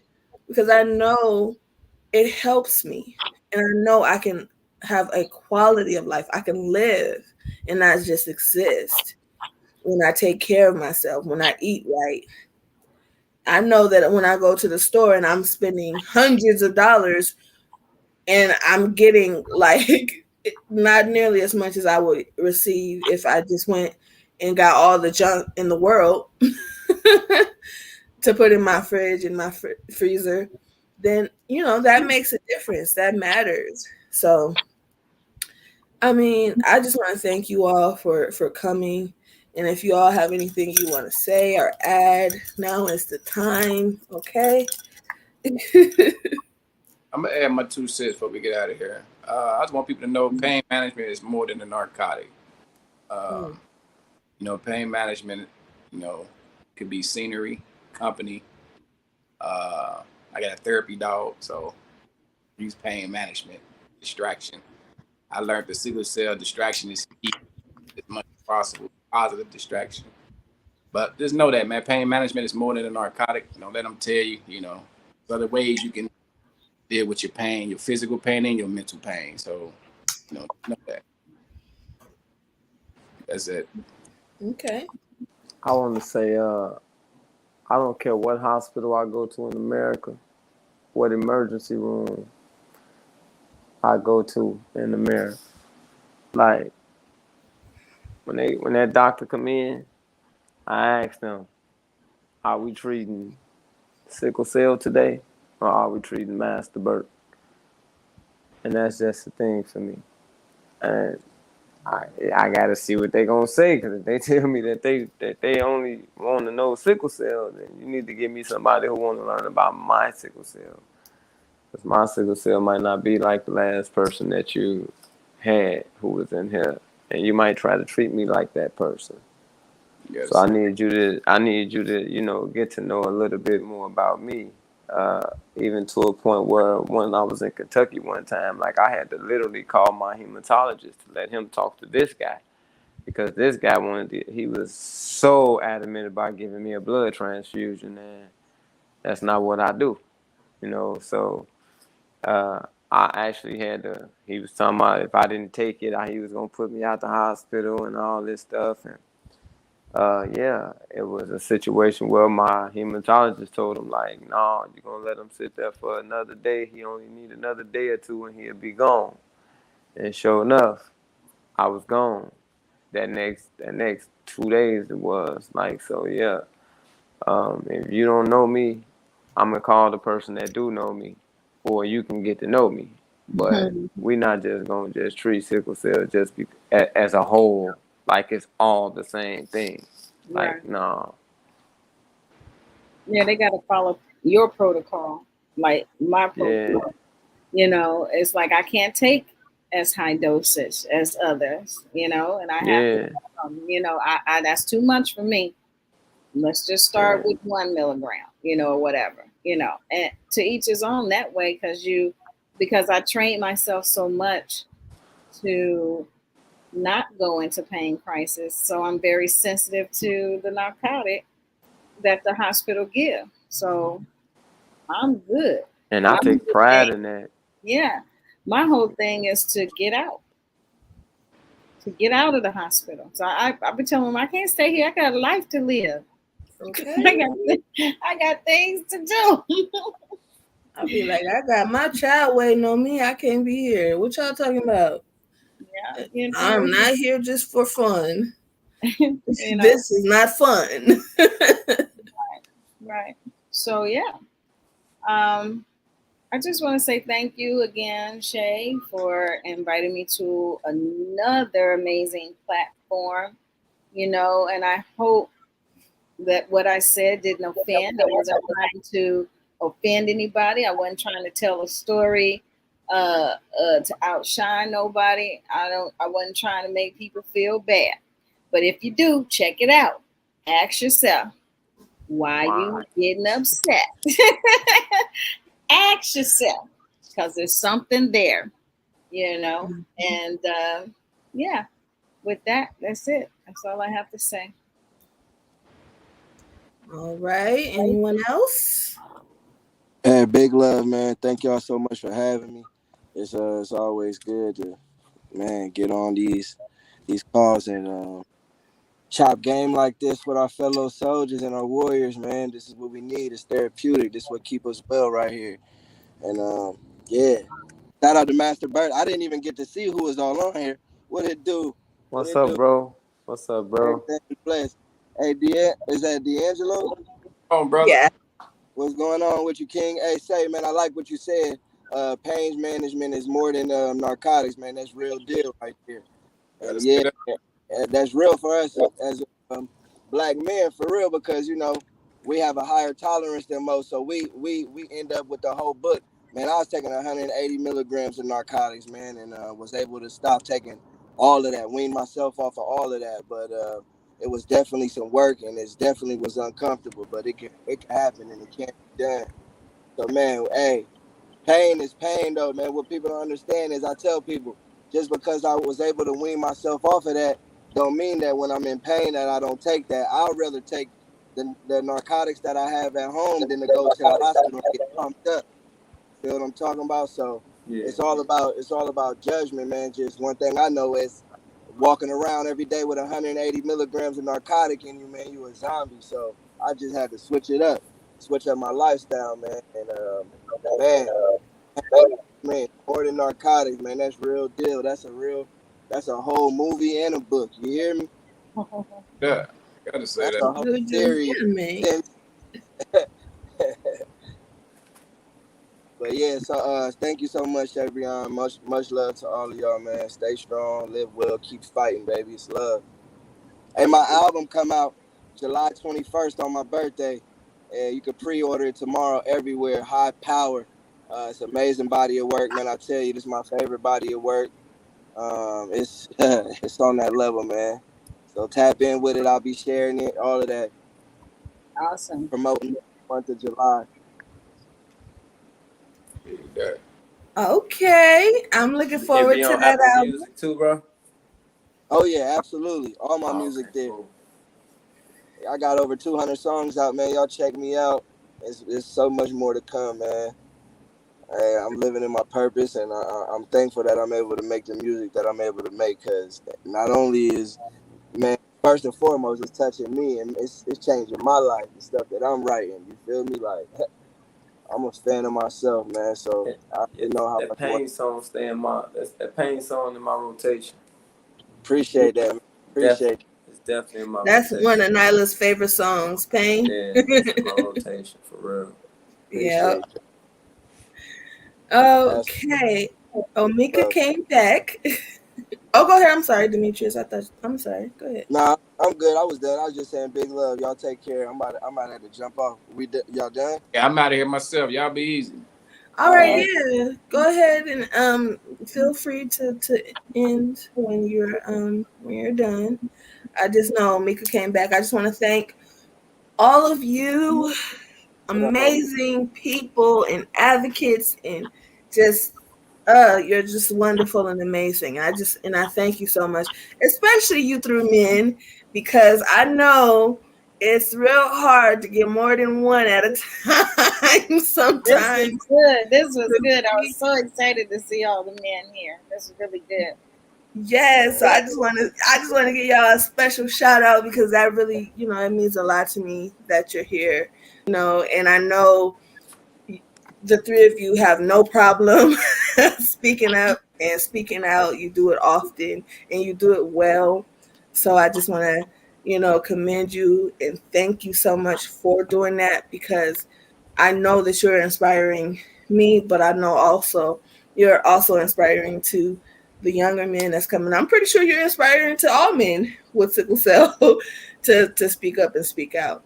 So I just want to say thank you, because whether you know it or not, this is pretty big to be in one place like this with more than one very, talented, very special advocate and warrior and soldier and fighter. I'm using all y'all terms, but that really does mean a lot. And I truly thank you from the bottom of my heart because this is necessary. You are necessary. So thank you. You know, man, I'm gonna leave it with a quote that I live by, and it's the fight of your life would take some coaching. Awesome. And I'm the coach. Mhm. Y'all can reach out to Right. sixcoach.life if you need that help. Okay. Awesome. Yes. All Yeah. right. That's the topic. Sex and sickle cell. I know that is a good topic, right? Hey. That should be the next one. We can do that. That's a That'd whole be the next Some one. of All my right. worst crises That'll be come. the next one. That's where some of my worst crises came in. Hey, learn, learn, Yeah, real how, talk. Some of my learn how to use worst your crises priorism to came. your best ability. Oh my Okay. God. You know what? The pride person never really messed with me that bad. But it was the knowing that I was at a level 3 or 4 and Yeah, still keep going. yeah, You know what I'm saying? Like I was at 3 or 4 earlier that day, but yeah. now it's late night. You know what I'm saying? And I still do what I do, and I still do what I do right.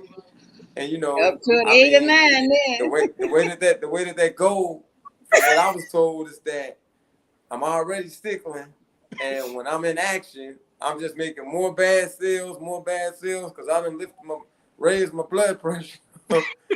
And yeah, so next thing you know, I wake up in the morning, and that crisis is It's Hey, full blown. crazy. It's hey, Yeah. hey, full back. hey. I literally The cannot. older we get, the older we get, it's been years since I did with priapism, But how but could I say no to that? I the couldn't say older you get, man, no. you do That's You a, transition. that's a will. total different subject, and I know we maybe will. We next will pick week. that up. Yeah, we can Yeah, talk maybe prior. next week we can have a talk about sex and sickle cell and deal with that because once we get started, because y'all know, first of all, everybody on this live right now, y'all know we all talk a lot. Okay, we can talk. If one thing we can't do is talk, we can do. I'm sorry, is talk. We'll talk. So I don't even want to start Yeah, that No, issue. we're not. If we got 1 minute Um, left, we're gonna get on off him. right. Omega, do you have anything you would like to say before we go?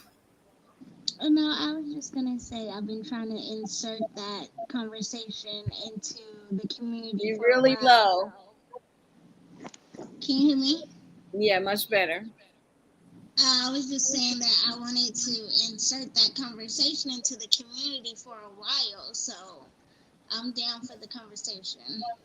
Awesome. All right. Awesome. Much love. Mama Easy, Fishy out. All right, you all. So I'm going to leave you with my positive words of wisdom. All right. Y'all know what it is. You know what time it is. Start where you Yes. are, use what you have, and do what you can. Until next time, Awesome. folks, peace. Peace out. Hmm. Hold on. It's not in.